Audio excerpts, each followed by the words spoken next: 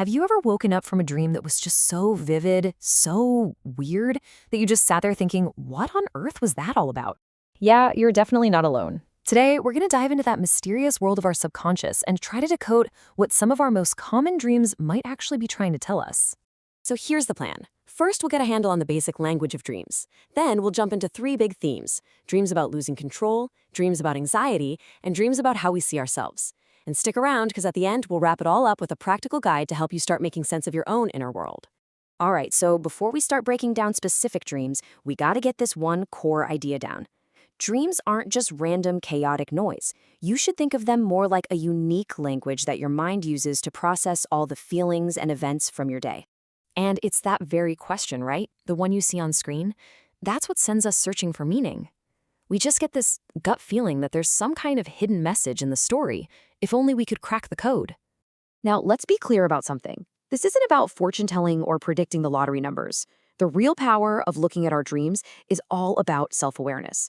It's like shining a flashlight on the worries and emotions that are buzzing around in the background, things we might not even notice when we're awake. You know, dream specialist Suzanne Bergman puts it perfectly here. She says dreams are a universal language.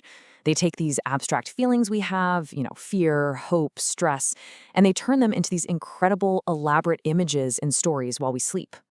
Okay, so let's get into our first big theme and see how this actually works.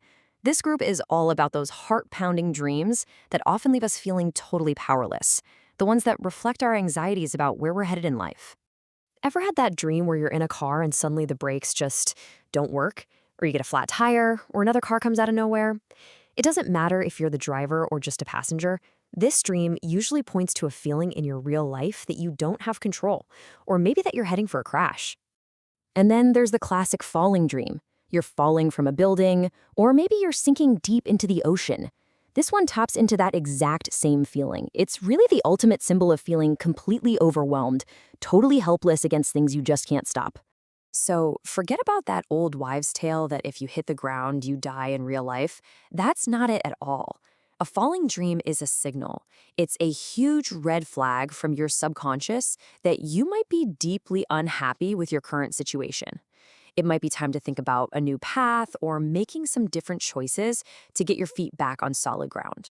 And the last one in this category is being lost or trapped. You're wandering through a spooky forest or a maze you can't get out of. This dream almost always means you're not sure what to do next in a real-life situation. You just feel stuck, maybe buried under financial or emotional stress. All right, so we've covered feeling powerless. Now let's shift to our next theme, avoidance. These are the dreams that tend to pop up when we're actively trying to run away from something when we're awake. That chase dream, oh man, that heart-pounding panic as something is right behind you, and what is it? Sometimes it's a person, sometimes an animal. A lot of the time it's just this unknown thing. Honestly, what's chasing you matters less than the fact that you're running.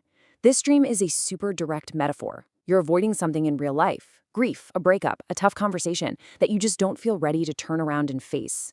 Okay, this one is fascinating. The failing a test dream, it almost never happens to actual students. It's for the rest of us, people who haven't been in a classroom in decades. You dream you can't find the exam room, or you sit down and realize you didn't study. This isn't about school. It's a symbol that you feel tested right now in your life, and you're worried you're not going to measure up. Now, for our final group of dreams, and these might be the most personal of all, this is all about how we see ourselves. And maybe more importantly, how we worry others see us. These dreams dig right into our deepest insecurities. Ugh, the teeth falling out dream, it's so common and it is just deeply disturbing. You feel a tooth get loose or they just start crumbling in your hand. It's a horrible image, right? And it's almost always tied to deep feelings of insecurity and a real fear of being judged. This dream can pop up when you're feeling inadequate at your job, insecure in a relationship, or just generally afraid of being embarrassed or looking foolish. It's basically your brain's most dramatic way of showing you that you feel like you're losing your power and your confidence. Ever have that dream where you're running for a bus and the door slams shut just as you get there? Or you're late for a massive job interview? This dream is all about regret. It's often a reflection of things in your past you wish you'd done differently, like not going for that dream job or never telling someone how you really felt. So we've broken down 7 really common dreams, but what good is that if you can't apply it to your own life? Let's switch gears from just explaining these dreams to giving you a simple guide you can actually use. If you only remember one thing from our time together, please let it be this. Your dreams are not crystal balls. They are mirrors. They are reflecting your inner state, your hidden fears, your secret hopes, right back at you. They're an amazing tool for getting to know yourself better. So here's a simple 3-step process. First, when you wake up, don't get hung up on the crazy details, like the fact that the dog was flying. Focus on the feeling. Were you scared, happy, frustrated? Second, ask yourself this question. Where in my real waking life am I feeling that exact same way? And third, start looking for patterns. If you're always dreaming about being chased, well, that's a pretty big clue that there's a recurring issue you need to look at.